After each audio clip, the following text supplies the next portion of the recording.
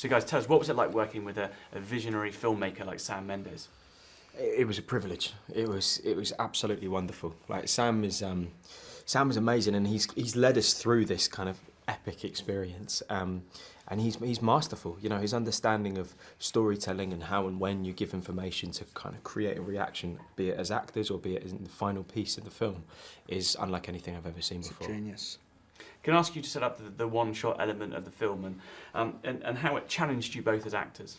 Yeah, I mean, we filmed this film using a method, one continuous take, and it really does allow a whole nother layer to the storytelling aspect. It adds a whole nother layer of being immersed in the story as an audience member. And as an actor, again, you're immersed in the story. You know, we did takes lasting up to 9 minutes long sometimes, and as an actor, you can just become completely lost in the story and the character, and it's honestly a dream come true.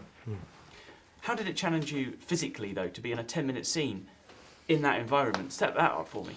It was tough because obviously, like, it's not just a 10-minute take. We did that 10-minute take again and again and again, and before we even got to filming that 10-minute take, we rehearsed that 10-minute take again and again and again.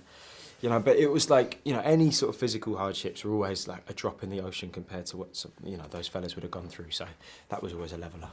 I saw this film in a Dolby Theatre, and I was absolutely exhausted, as we said. Set up this experience that you're about to put audiences on, because it's a cinematic experience that we've never seen before. Yeah, when you see this film, you're not just watching a film. You're living the film with the characters. It's a real cinematic experience, and I sort of hope people go and see. You know, make an effort to see it in the cinema, because it wouldn't be the same watching it on a TV screen in your home or anything. It's, you know, the one continuous take really allows you to be living with the characters every step of the way and be on the edge of your seat. George, you set out how this film is a race against time, and this element of time runs right through the heart of this film, doesn't it? Yeah, you just can't stop the story. I mean, time is essential to the story. The film, like, is a slice of life. It starts on the move and it ends on the move, and you are kind of pulled, sometimes dragged, sometimes pushed through this film, and it's a real roller coaster.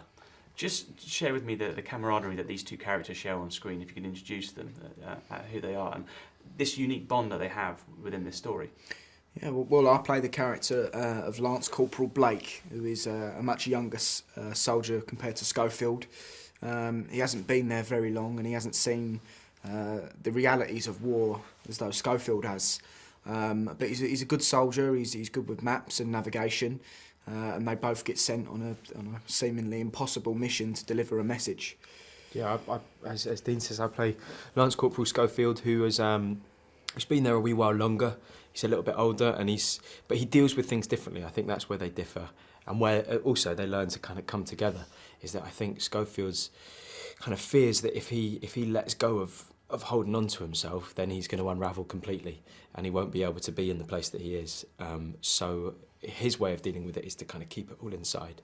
And lastly, tell us about this prep you did, this boot camp that you went on to get ready for this movie, because physically it was so demanding on both of you. Yeah, we went through 6 months of rehearsals before actually starting to shoot, and in those 6 months, you know, we weren't only just working on the scenes, but we were also doing a boot camp.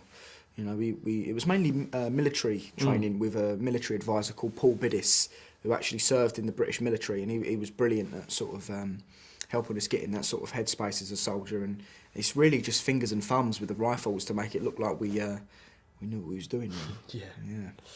Hey, Lisa here. Now, goofs or mistakes are common in the making of all movies, and according to the Movie Mistakes website, the movies with the most goofs are Apocalypse Now with 390, Harry Potter and the Prisoner of Azkaban has 296, Harry Potter and the Chamber of Secrets has 289, Superman 4 The Quest for Peace has 267, and The Lord of the Rings The Fellowship of the Ring has 262. Now, do you like my t-shirt? You can get one for yourself in the link in the description.